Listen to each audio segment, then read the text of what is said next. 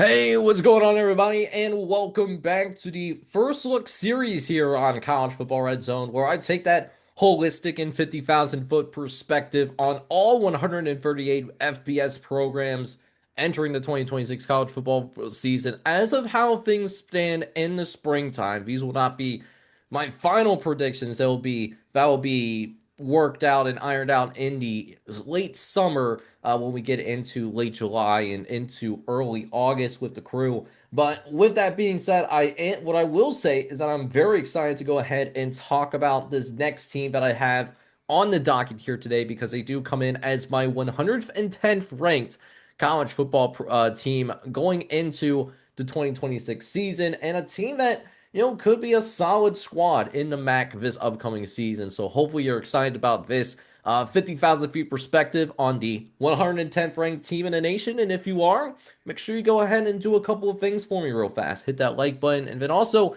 hit that subscribe button as well if you do happen to be brand new to the channel. And let's go ahead and dive into things here with that team 110 as of how my spring rankings stack out.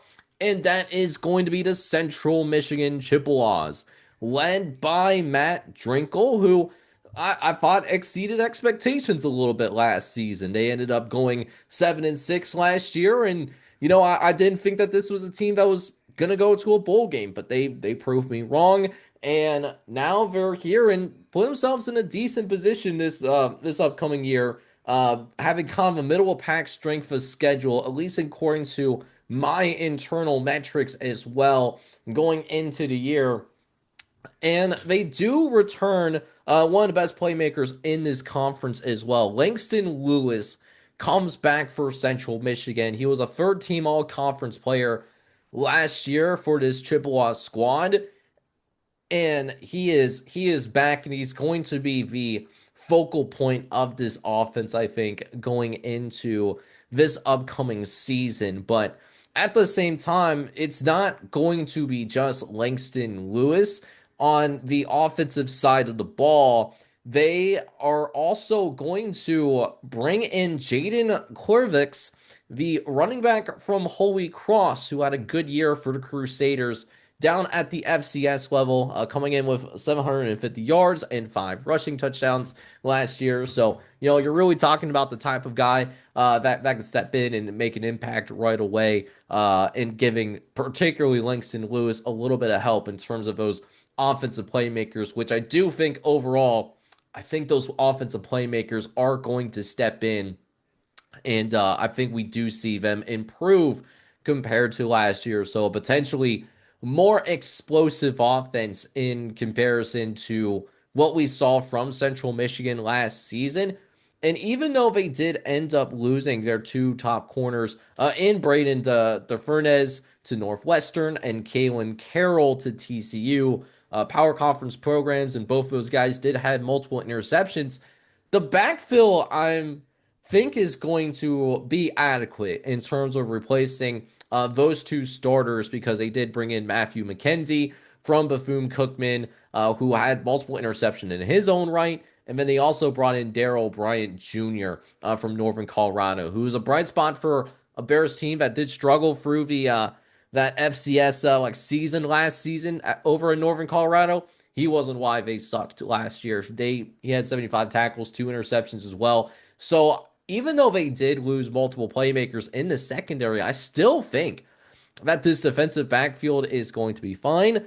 And then at the same time as well, I really sit back and think that this offense is going to be a better offensive unit as well. Now, maybe their schedule doesn't line up super great for them to really have that holistic big time run to make it to Detroit, but there is certainly a path here where I look at Central Michigan, and it's certainly, I think they're going to be a bowl team this upcoming season. So let me go ahead and get into the record prediction portion of this conversation, just to kind of let you know what I'm looking at in terms of how I think Central Michigan is going to make this bowl game happen, right? So, going to pull up their schedule here now, and honestly, in non-conference play, there is a couple games I look at that I don't really see them winning realistically. It's the Miami game, for example, and I'm not talking Miami of Ohio. I'm talking Miami of Florida here. Miami, Florida almost won a national championship, and they could honestly be a better team than they were this time last spring, albeit with some issues in the trenches. But I don't think Central Michigan is good enough in the trenches to take care of what could be a question mark for the Hurricanes this upcoming season. So yeah, going down to Florida and winning that game, it would be an incredible upset and would be one of the best upsets in college football history if they're able to pull that off. And then even the New Mexico game on the road as well. They have to make the cross country road trip. That's going to be a tough game for him to win as well. I really like what Jason Eck is doing out there in Albuquerque, particularly. Definitely some games that I think are going to be some safe wins, though. The Colt Gate game, I think Central Michigan wins that comfortably. Plus, they do have the benefit of Akron at home, and Akron is one of the afterthoughts of this conference right now. So I feel good about calling that a win for the Chippewas. Plus, the Sacramento State game, they're also making that FCS transition as well. So Central Michigan having them at home, and the Hornets have to make a cross country road trip. I like Sacramento State's chances to drop that game on the road against Central Michigan going into this year. But you're still looking at, hey, they got to go out and get free other wins. So where do those free other wins come from? For my 6-6 baseline to have a legitimate chance of at least repeating what they did last season. I look at the Wyoming game, which I think those two teams are somewhat similar on paper, but because Central Michigan is at home and they don't have to travel all the way across the country to play this game, I am going to have a slight lean towards the Chippewas to go out and win this game. Eastern Michigan is a neutral site.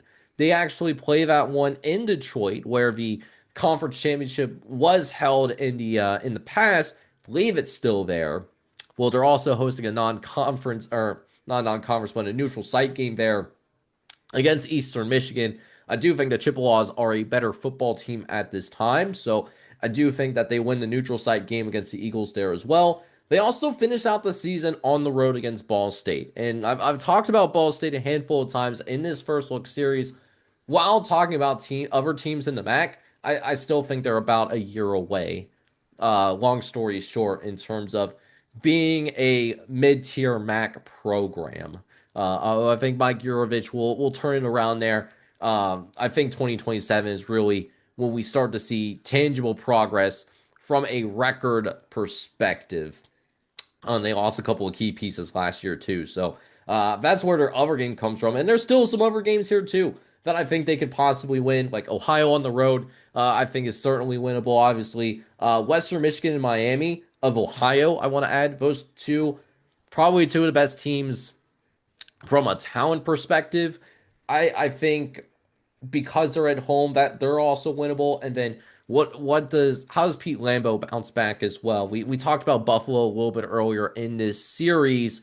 They need to prove themselves after what was a absolutely very difficult and a very disappointing year for the Buffalo Bulls last year. So they have to prove themselves on that front too. So there is a world that exists where if the defense is able to find chemistry in the backfield in their DB room, and then we think that this offensive playmakers are going to be as good as advertised. I think it's going to be a sneaky good group of playmakers for the Chippewas that Matt Drinkle will have to work with. We could be talking about a double-digit win season for Central Michigan. They are going to have an incredibly high ceiling. It's just a matter of can they avoid complacency and can they find continuity in the defensive back room that works for them early and often? That'll be the $1 million question, especially once they get out of non-conference season. But I am curious to hear what you guys think about the Central Michigan football team. I had them ranked at 110, which is also how I think of them as a program from a more holistic and what they have been over the last few years standpoint. Just curious to hear what you guys think of Central Michigan. I'm a little too high on them. I'm a little too low. Very curious to hear what you guys think about Central Michigan going into this season. And then on top of that as well, if you guys been enjoying this series, make sure you go ahead, do a couple things for me. Hit that like button, hit that subscribe button as well if you do happen to be brand new to the channel as well. And with that being said, guys, like I've really enjoyed doing this. We're starting to get closer to breaking out of the getting into the top 100 soon. So I'm very excited to get into the top 100 sooner rather than later, and getting a little bit closer to maybe having that first power conference team revealed as well. So that could be coming sooner rather than later. Just might have to tune in for that.